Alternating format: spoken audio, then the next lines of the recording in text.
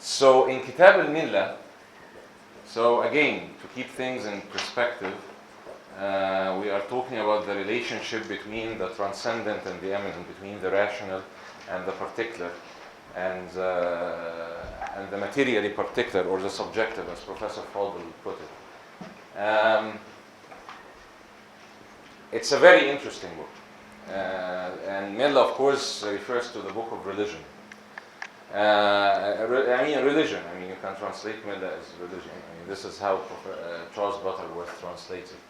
Now, Al-Farabi does something that is very interesting, and I think it fits perfectly with the picture that Professor Fadel gave us, despite the fact that many of the readers of Farabi, particularly the Straussian school, which was very influential, even though I'm very critical of it, following many other scholars of Islamic philosophy, including Demetri Gutas and others, that it constructs its own Farabi in a certain way, rather than the actual Farabi.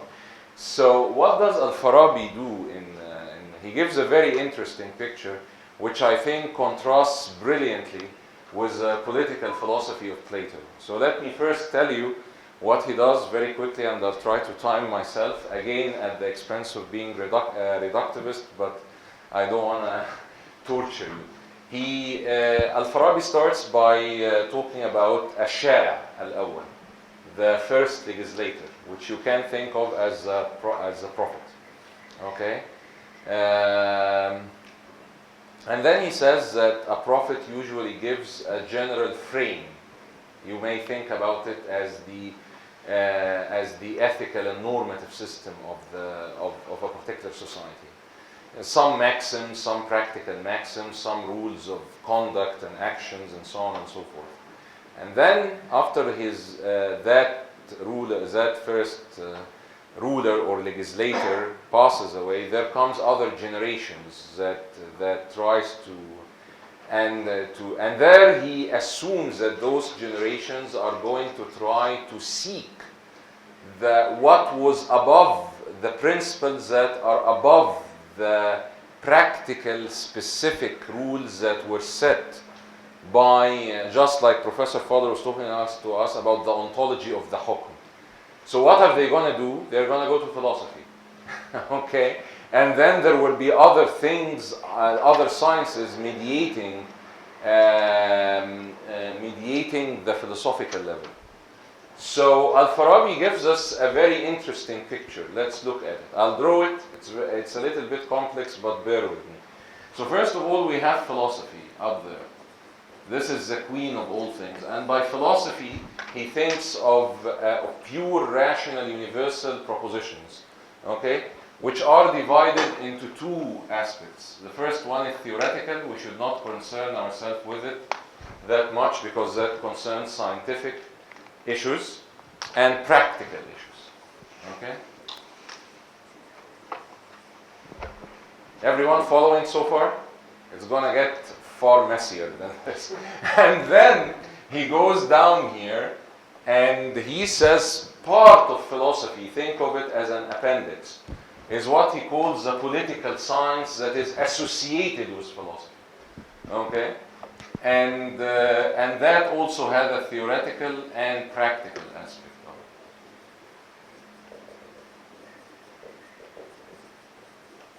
it. Okay? And then comes something that I wish we had another color.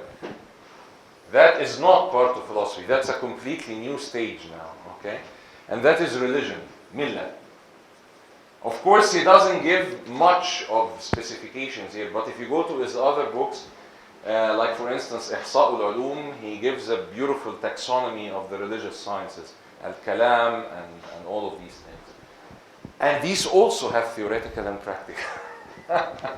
Okay. But those religious sciences, which are theoretical and practical, okay, they have two levels within them.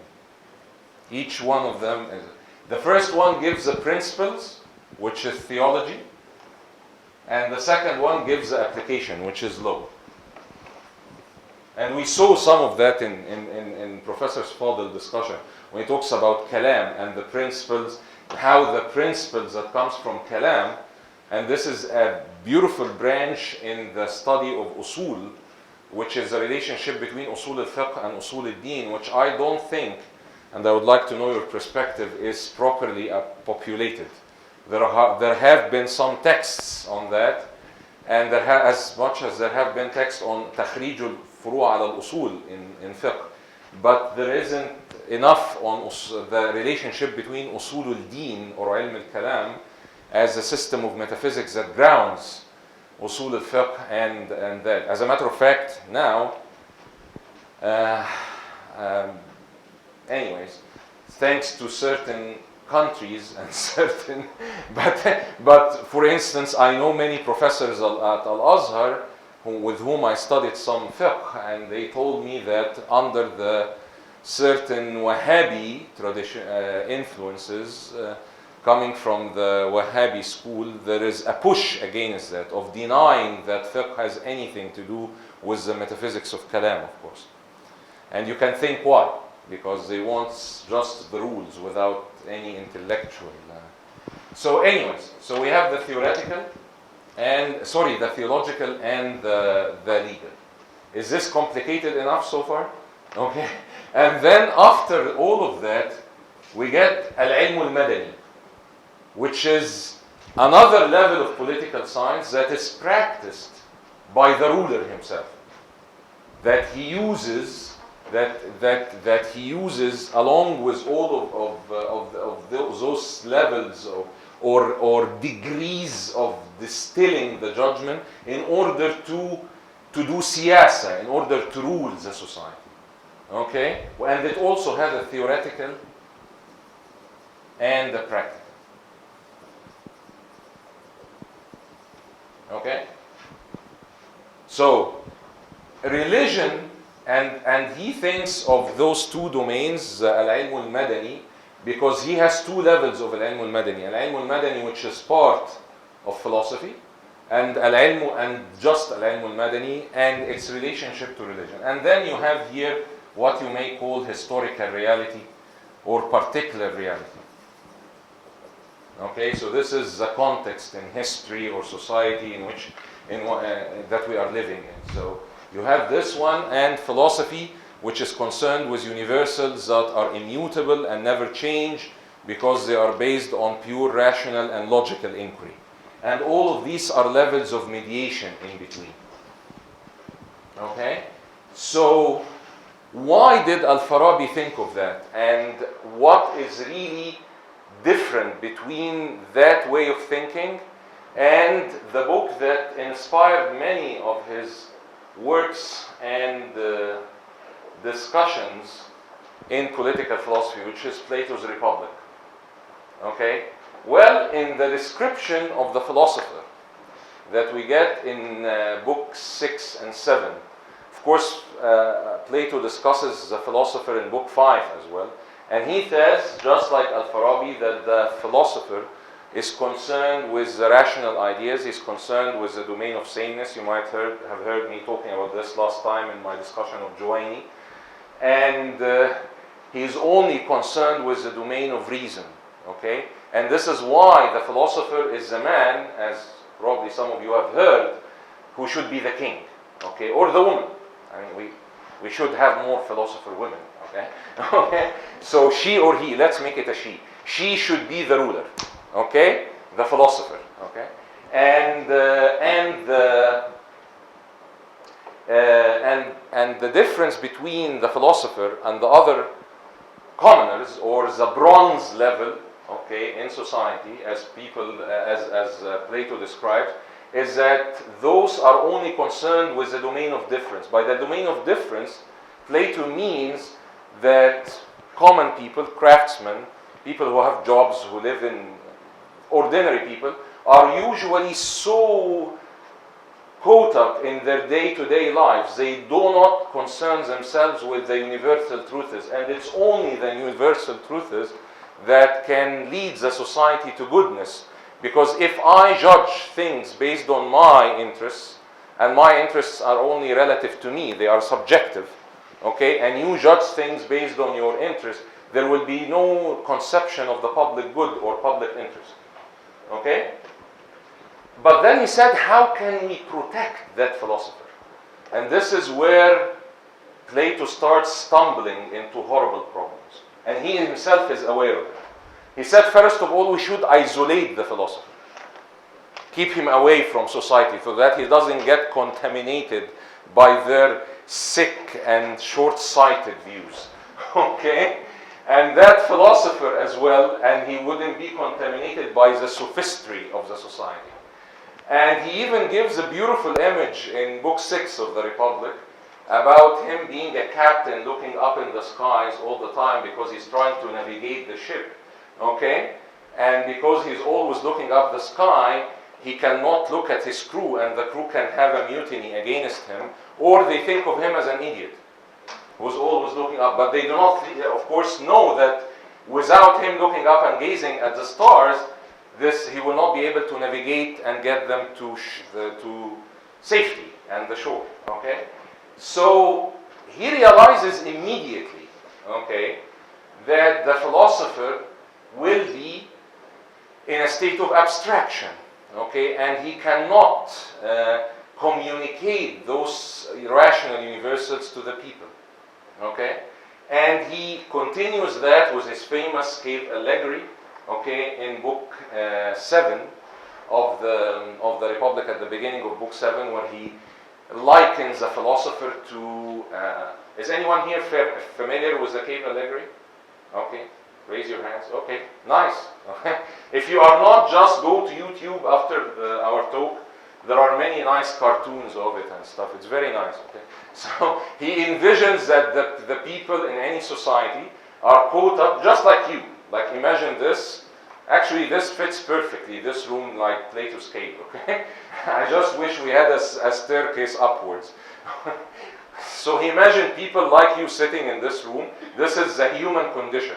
Chained to their chairs, okay, and they are just looking. Imagine if we darken the room and I'm showing you a movie, okay, and people are looking at the screen and they cannot look except towards the screen. And then one intelligent guy, okay, or a lady, we agreed it's going to be a lady, that is the philosopher, okay, they break their chains and they start moving backwards. They see the people carrying the objects of which people are looking at images of, merely, and then he looks at the fire that is casting the image of these objects, and then after that, that philosopher, she walks out of the cave and she sees the sun. Everything about Greece was about the sun.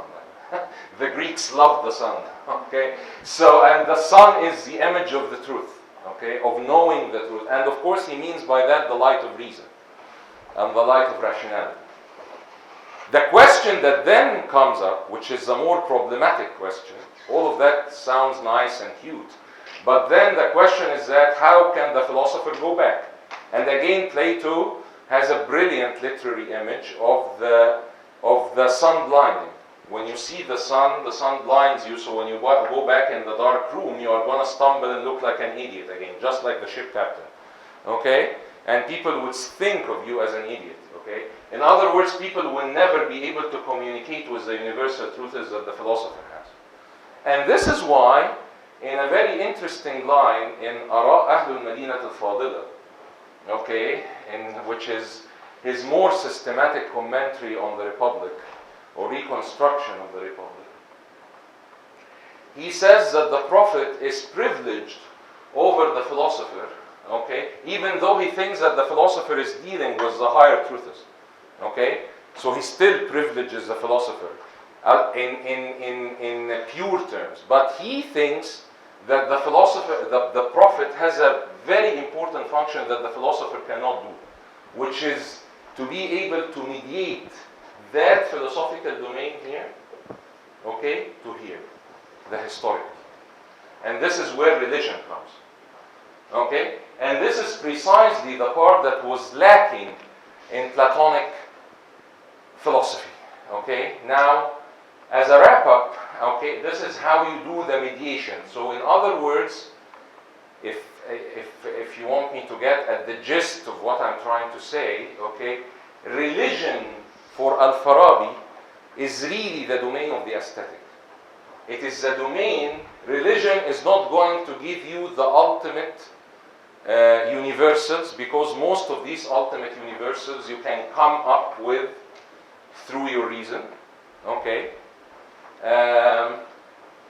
And here it's not that I'm, by the way, taking a radical Mu'tazili position or anything, that you know everything with your reason, but at least there is a general agreement among Ash'ari and Sunni scholars, okay, that the recognition and that the recognition of God and the belief in God has to be purely based on reason. Okay? And this is why they give Dalil al-Imkan and Dalil al-Huduth, and they say that belief in God without rational consideration is not accepted. Okay? So philosophy, okay, is, in other words, philosophy can be accessed if you use at least the parts of it that is relevant to most of the people can be accessed using one's reason. Okay? But what is really needed and what is very complex, okay, is the domain of religion.